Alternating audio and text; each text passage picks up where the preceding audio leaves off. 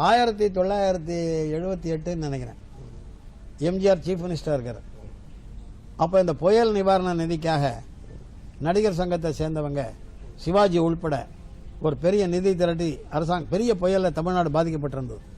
அது நிதி திரட்டி 5 இடத்துல அவர்கள் கலை நிகழ்ச்சி நடத்தினாங்க. அதில் சிவாஜியுடைய அசோகன் ஓரங்க நாடகம் கூட இருந்தது. விஸ்வநாதன் சார் கச்சேரி, இன்னும் பல பேர் நாடகம் நாட்டியமெல்லாம் இருந்தது. அது 5 இடத்துலையும் சீஃப் மினிஸ்டர் எம்ஜிஆர் தான் தலைமை வச்சார்.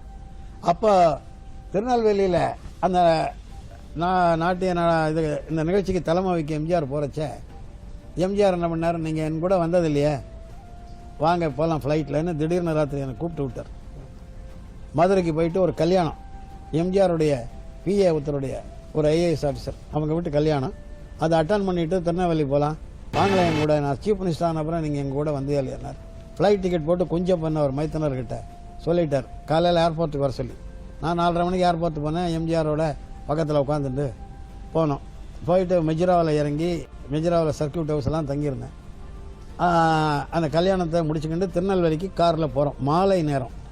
பின் சீட்டில் நானும் எம்ஜிஆரும் உட்காந்துருக்கேன். ஃப்ரண்ட் சீட்டில் செக்யூரிட்டி ஆஃபீஸர் ஆறுமுகம்னு ஒரு ஐஏஎஸ் ஆஃபீஸர்.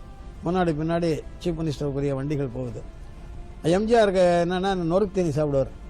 அவர் இந்த டிக்கை ஓப்பன் பண்ணி ஒரு இந்த பிரிட்டானியா பிஸ்கட் டீன்னு இருக்கு தெரியுமா, அதில் முறுக்கு இருக்கு சீடையெல்லாம் வச்சிருப்பார்.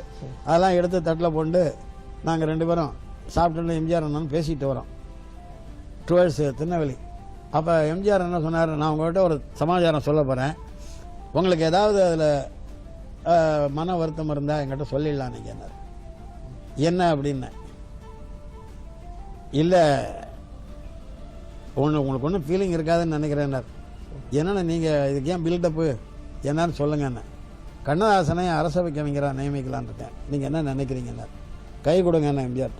எனக்கு ரொம்ப மகிழ்ச்சி, அதை விட